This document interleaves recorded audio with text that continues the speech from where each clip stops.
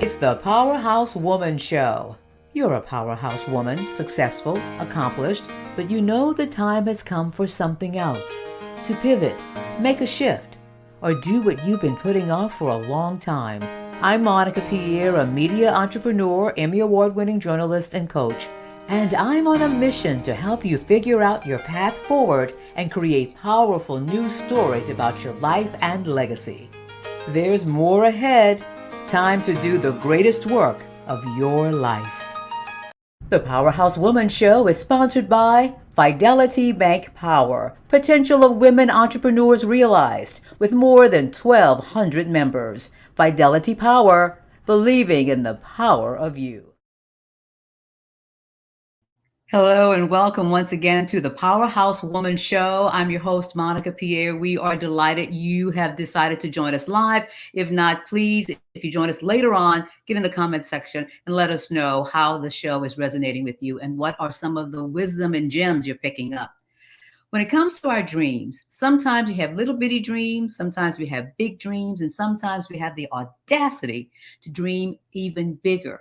But are you in a place right now where you're hesitant to dream bigger? Well, we are delighted to have joining us an extraordinary woman. Carolyn O'Neill joins us. She's an empowerment coach. Hey, Carolyn, business strategist, an ex-athlete, the creator of the Stoked Approach, and just a light in this world. And I want to welcome you, Carolyn. Thanks for being with us.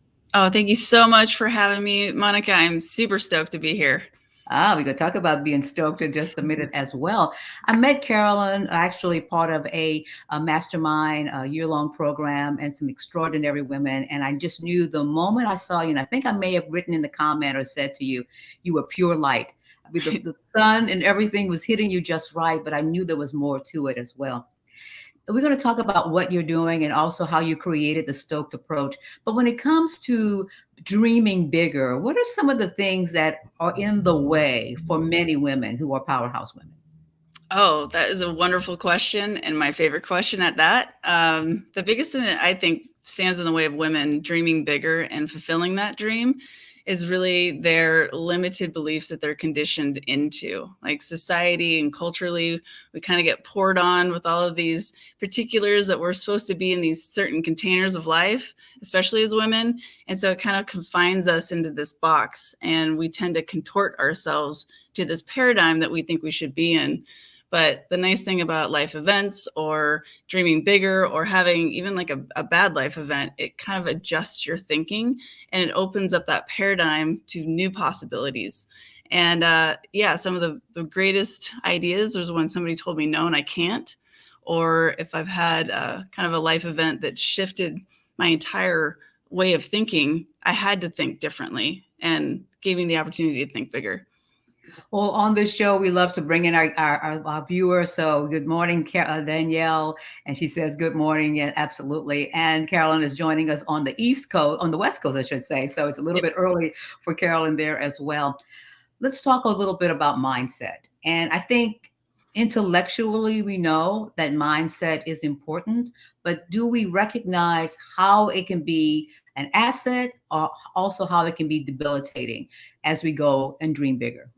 Yes. So mindset is the number one most valuable asset in my experience, because it allows you to start with parameters of, like, some people think mindset is about goal setting or milestone setting, but a mindset is really affords an individual to understand like a pathway. But the thing is that life gets lifey, and most of the times we kind of get life interrupted. And so how can we shift our mindset to see a bigger vision? Or like if a pain is pushing us to a certain situation, how can we see that bigger vision? But the biggest point is, how do I believe that I'm capable of actually doing the thing that I want to do, especially the bigger dreams? Those are very scary. Sometimes they're not attainable in our mindset. But when we can adjust it and understand that your mind is really a muscle. And yes, if I didn't exercise, if I didn't take care of my body, I'm going to have the same kind of stagnation. And so when I feel uncomfortable in a new experience or a new endeavor, it's going to shift my uncomfortability in my mindset. So I have to be kind of exercised. And the more that I can change and and calibrate to those changes, it's literally just a fact of life. And the more often I do it, the easier it is. And also I can keep a bigger open mind for the more possibilities. Right. And you're an ex-athlete. We're going to talk about that in a second. But even when you are an actor or a singer, muscle memory kicks in. You can have performed a song years ago, but this moment you start, you remember everything. You start doing it. So it is a muscle, whether it's the mindset muscle, memory muscle, or even the muscle that you're building as an athlete. What did you learned about business, success, women founders based upon your years as an athlete? Gosh, so many things. Probably primarily as an athlete, I really have to believe that I can do the thing that I'm trying to do. And the best way I know how to do that is really to visualize it, to really see it in my own mind, which is where the mindset work kind of the seed gets planted.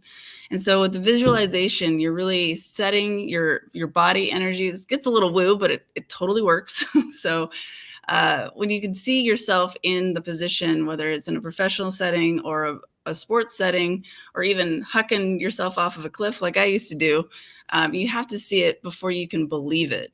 That helps exercise the mindset, also exercises the body wisdom that you have. So when you're also going to that next level, that next phase of your development, it's the gap is going to be shorter. That delta between what you think you can do and what you are about to do gets shortened, and you just exercise that muscle a little bit more and more.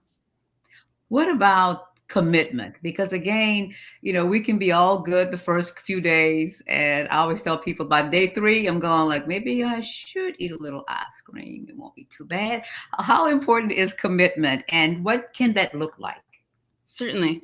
So commitment really to me is a promise to yourself. And I like to start small because as an overachiever, somebody who likes to dream big, I got big goals, but you can only acclimate to these small incremental goals to yourself. So the commitment is a promise to yourself. And the more often you can exercise that, it reinforces the belief system inside your heart. Of course, your intellectual mind is like, oh, I got this. Now I'm starting to do it. Then you are actually relaying more confidence in that process. So if it's ice cream, here's the thing. I know to be true that the world will still spin if you cheat on your ice cream promise. However, okay, all right, okay. Yes, you can just restart that clock, right? You got 24 hours in a day. You don't have to wait till tomorrow. You can say, I might have ice cream this afternoon, but maybe not tonight. And it's just maybe not tonight. Yes, Yeah. just recommitment. I love that. So we're talking about visualization. We're talking about that promise, that commitment to ourselves. Now, we can want and wish and see and dream, but if we don't get our butts in gear, things won't happen. What's the next part? So the next part is once you got that commitment, right? You've decided that you're going to do something, whether it's ice cream, going off a big jump, or starting a business. You've seen it, you visualize it, you're committing to yourself that you're actually going to do it. And the next step, which is my favorite step, and it's just messy, massive action. So in order for you to reinforce that commitment, right, you can make the promise to yourself in your mind and in your heart, but unless you don't do the thing, that's the action part. That's where you solidify that commitment that you've made to yourself. And also it resonates off of that decision-making skills. So the more often that you're decide, commit, making that promise to yourself that you're going to follow through, it has to be into that action. Because here's the thing, I can think my way into right action all day long, but I have to really act my way into right thinking. So I can sit here and pontificate all the things that I want to do, but unless I'm taking action, there's no solidification within that action, that body wisdom, and that confidence reinforcement. Wow. Act my way into right thinking. That is such a powerful thing. And I love that because again, it's the action. And I tend to be like you too. It's like, okay, I haven't written anything on my offer that I have. So I'm going to spend 10 hours today. And after I've worked 10 hours and I'm going to not sleep at all. So I tend to want to do everything and do it all, as opposed to valuing what's that one thing or what can I do, even if it's not pretty or looks pretty, get that done. Yes. That's great. Well, one of the things you have created is the Stoked Approach. Carolyn, tell us a little bit more about that. Sure. I'm really excited to talk to you about the Stoked Approach. And it was really about 3 years ago when I started doing my coaching business. I had to take the thing that I know best and love and brings me so much joy in this world, which is snowboarding. And through snowboarding, there was a lot of things that I understood as far as a tie into business and starting something new, starting something big, starting something scary. Because I have hucked myself off of like large cliffs. I've done, snowboard parks, and the same uh, method is really adapted into a professional setting. So the Stoked Approach is really about tuning into that part of yourself that is that like outlier piece that defines you and makes that differentiator of yourself. And so I'm actually practically applying the Stoked Approach program through snowboarding in the sense of helping women understand that their best sales asset, their best quality in business is really that outlier piece that sometimes they kind of dismiss or maybe are insecure about or think it's a deficit. And what I found is it's when we bring that to light and you finally have that belief and that confidence that that thing that maybe you're scared of, because trust me, I know for a fact when I was about to name my program and I was like, the Stoked Approach, maybe somebody's not going to take me seriously. Maybe people don't know what the word means. But here's the thing, like I can speak into it with this level of energy every single time because I've lived it. And just when I was going off of jumps, I had to visualize when I was going to go off, when I was going to tuck a shoulder. I had to commit on my way down because if you hesitate, you fall, just like in business. And, once you decide, you commit, you take that messy, massive action, yeah, I'm going to fall. But if I do it over and over, take that action, it's always going to be messy. I get acclimated to doing it better and more comfortable. Why is it that we don't look at the thing that is so natural to us, that we know the most about? We're willing to go spend hours learning something that's not even close to who we are. I don't know the answer to that, but I've experienced it. I know a lot of women who are watching. Well, I'll do it the way Mary's doing it or John's doing it. I'm going, no, you talk to people for a living. You love talking to people. Create it around that, Yeah. Or what have you experienced as far as why we don't look at it first? Well, my personal opinion is really there's a lot of social and cultural conditioning I find with women that we just we take on, we put it in its bag, we carry it around with us, and nobody's given us the permission to be like, how are you functioning? Like, what is the best way you can tap into that joy center? Like, where do you shine? A perfect example is when we talk about time management, right? You look at any sort of business structure and they'll talk about how you can do toggle and time management and this, then have a productive day. But here's the thing. I work and function completely differently than you do, and the next woman and the next man. But if we think about energy and the kind of bandwidth that we have, like what brings us energy, do you need to take a walk in the morning? If you took a 15-minute walk in the morning and that like tunes you up and brings you energy to then sit down for 2 hours and crush a webinar or do a great show like this, like we tend not to listen to ourselves as often as we should because we look at the outside world thinking that's the expectation of success. But what we really need to start paying attention to is how do we define our own success based off of our own metrics, and how do we compare it to a benchmark of our own past? Because the only person we need to grow against is ourselves. Wow, that is powerful. That is powerful. Well, you have something powerful coming up, and we're going to do the Powerhouse wrap up in a second. But I want people to know about what you're working on that's coming up in early October. So, can you tell us about the Great Resignation to Dream Business webinar? That sounds so intriguing.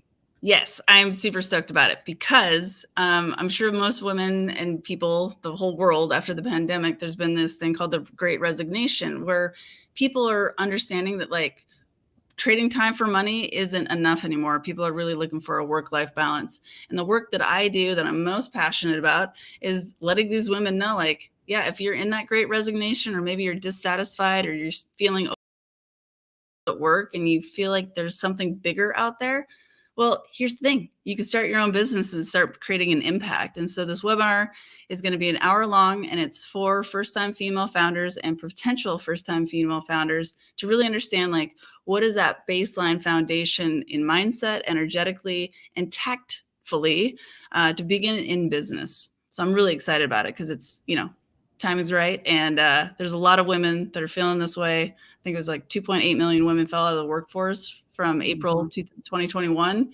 So there's a lot of women that don't know what to do with themselves, but they have so much like acumen, experience, and stuff to give back to the world. So I just want to get those women in, show them how to get there, and hopefully lead them along the way.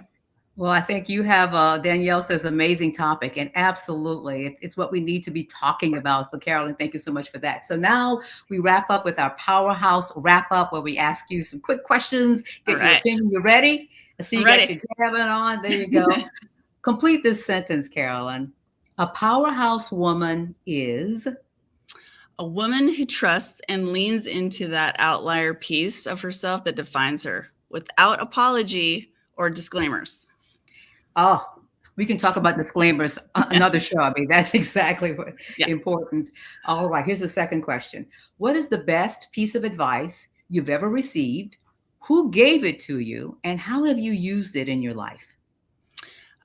Best advice was, Carolyn, do you know what potential means? It still means you suck. And who gave that to me was Tony DeChico, who used to be the U.S. women's national soccer coach.